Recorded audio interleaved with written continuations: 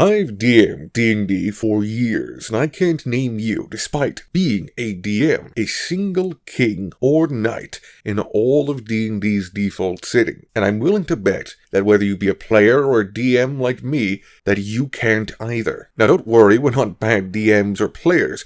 We can't name any because, for the most part, they just aren't there. If you're looking for classic medieval fantasy, kings, queens, knights, banners, the whole shebang, D&D's go-to setting shrugs you off and instead hands you a modern-day world disguised to look like a medieval one through the lens of fantasy elements added to it. The name's Middle-earth. Faerun quietly has strangled medieval fantasy, and by the end of this video you'll know exactly how, maybe the motive, and where the last heartbeat of it lies in the world of Toril.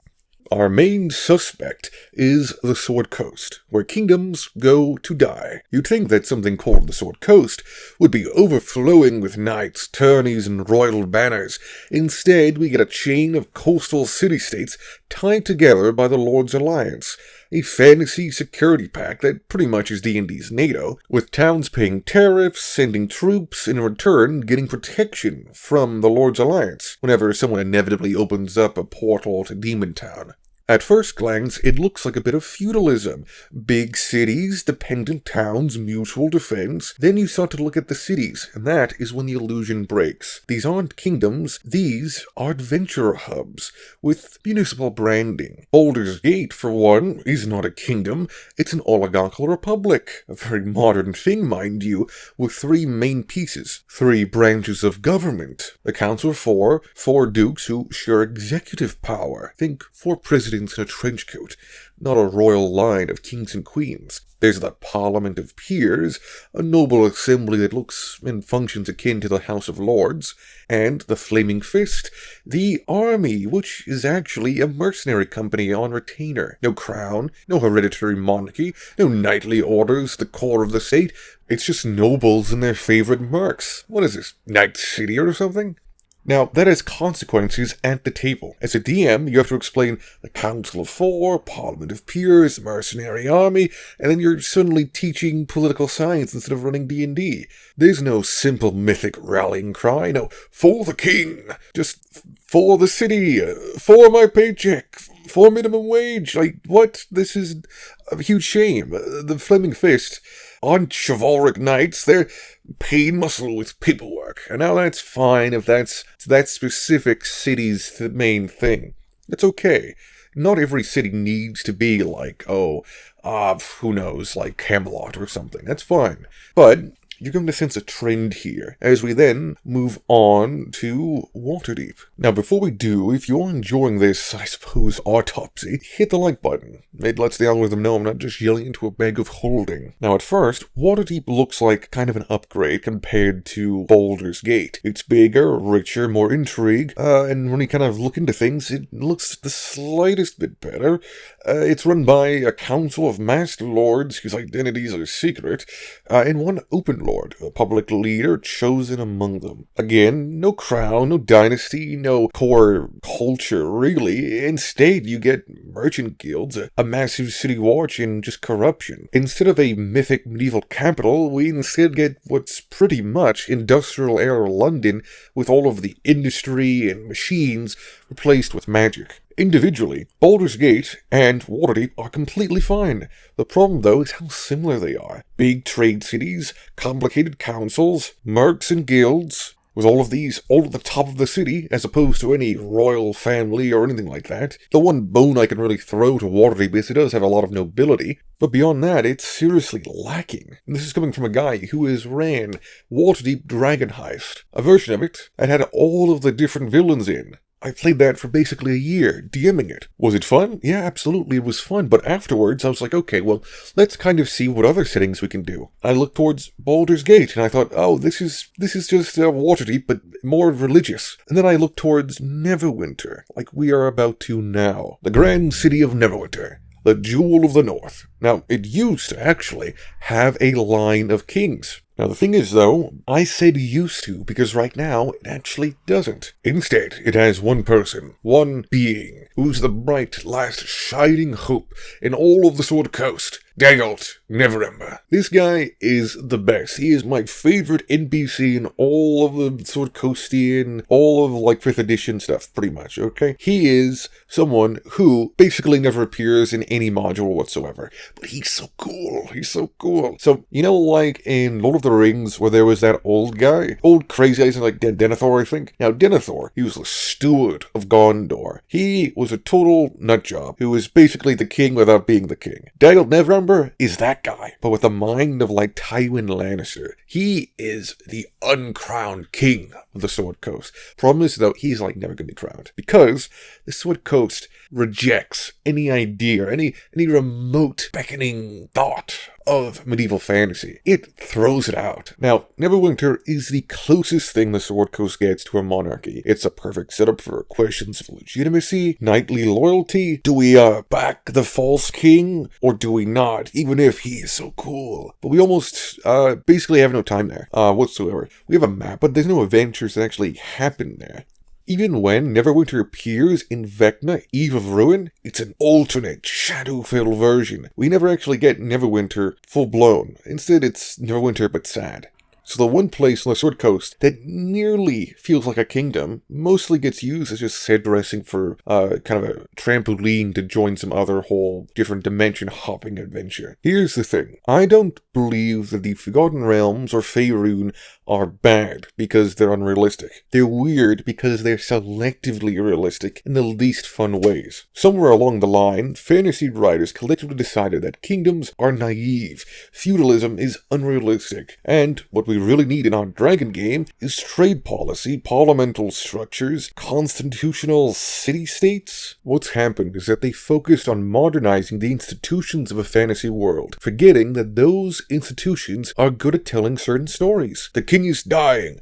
The succession is in crisis. The kingdom to the west has declared war on the kingdom to the east. All the meanwhile, an evil lich gathers power deep below. Yet these two kingdoms are ever focused on facing one another in battle. Will you, adventurers, take up sword and shield and be able to cease this invasion from beneath the very ground that this war is set upon? These things just don't exist in the Sword Coast. They don't exist in Faerun or in all of Toril, practically, because everything is so modernized, especially in where most of the modules take place in. One of the things that I really like about Exandria, Matt Mercer's setting for Critical Role, is that there actually are wars that happen. There are kingdoms and empires that feud with each other, that actually fight each other. Yet in Faerun, that's just not a thing. My immediate guess as to why this is the case is that, well, maybe D&D is not modern enough, or at least back in the day it wasn't, and so to introduce it to more of a modern audience, things got modernized even in the world itself of D&D, even in Faerun. D&D's original setting, Greyhawk, was a great deal more kind of traditional fantasy, yet to make things more open, reach more people, well, it makes sense why things would become more modern in the world. The thing is, though, the wild part is that modernization isn't necessary for serious fantasy. You can tell complex political stories of kings and knights and jousting. You can ask any Song of Ice and Fire fan, and they'll tell you just that.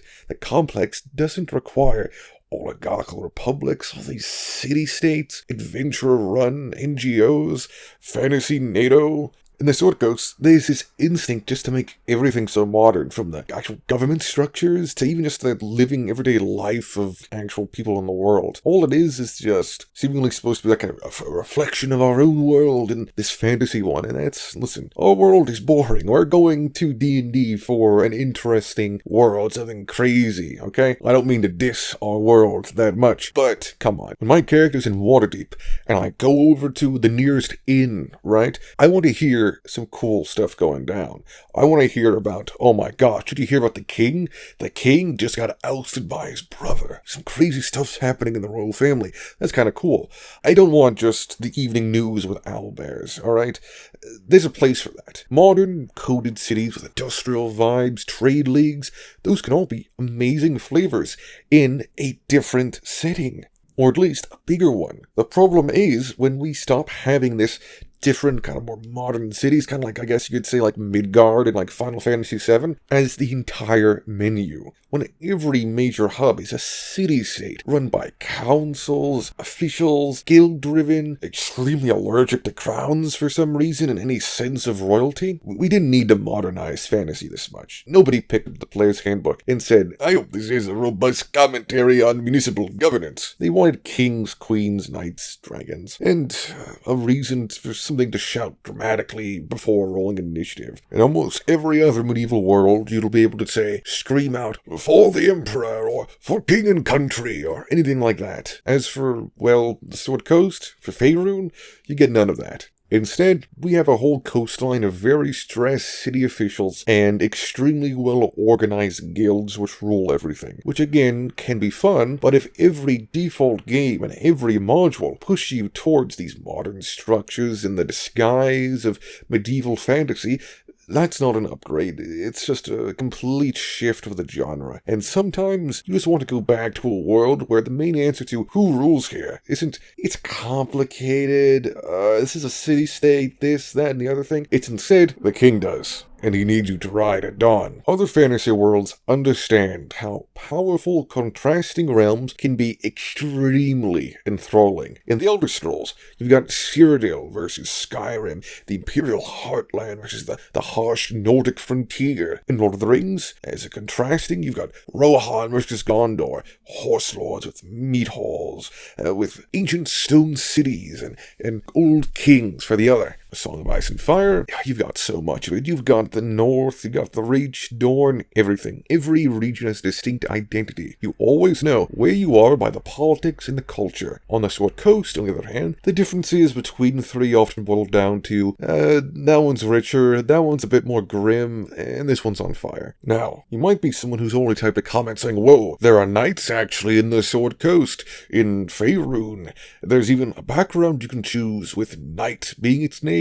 Well, this is when we get to something else. In the city of Faerun, everyone is a knight. Which is kind of a problem. If everyone's a knight, what is a knight? Doesn't it mean no one's a knight? Well, that's exactly the argument I'm about to levy at you, because, well, there's something that really seals the deal for knights being so doomed in the Sword Coast, and it's the very description of that knight background. Though the term knight conjures ideas of mounted, heavily armored warriors of noble blood, most knightly orders in Faerun don't restrict their membership to such individuals. The goals and philosophies of the order are more important than the gear and fighting style of its members, and so most of these orders aren't limited to fighting styles, but are open to all sorts of folk who are willing to battle and die for the order's cause. That's not a knight, that's a gym membership. When everyone can be a knight, the word stops meaning armored noble cavalry with specific duties, and starts meaning a guy with a badge, someone who's in a special club. Combine that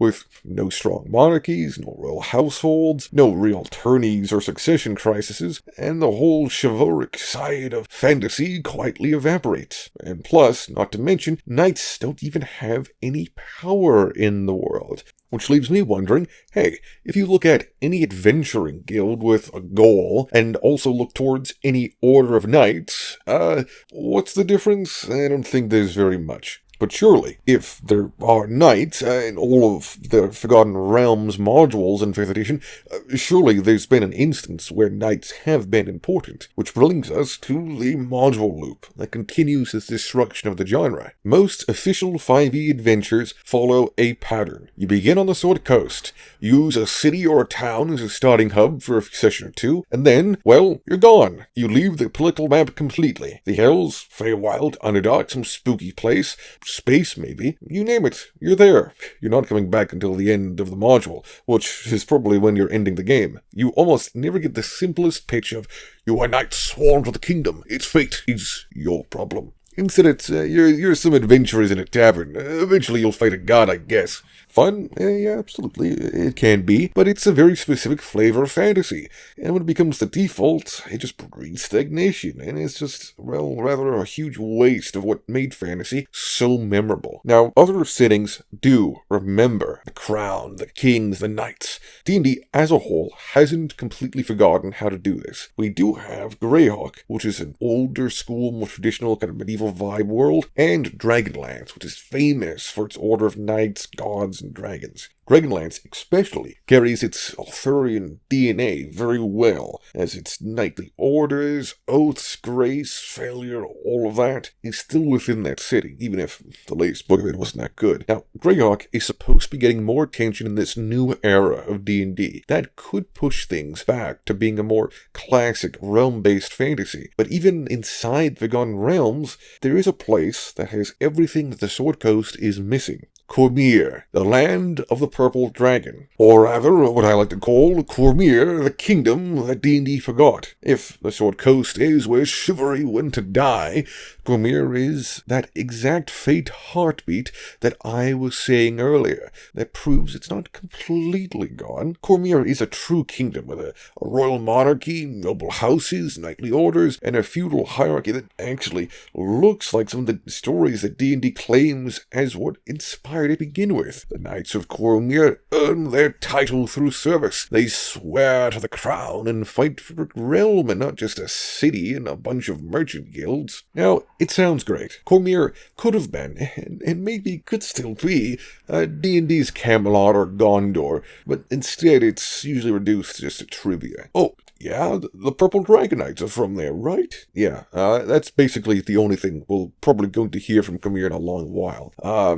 You might see it in a book that maybe just came out. That's cool. I can't wait for the next module, and we're immediately back to Waterdeep or Baldur's Gate. My guess is the latter, which is a real shame whenever I think of what a Cormyr campaign could look like. I can imagine telling my players, "You are Knights of Cormyr, sworn to serve the crown. You stand atop the walls of Suzail. Alarm bells ring. A dragon darkens the sky. The royal standard is flying over your head."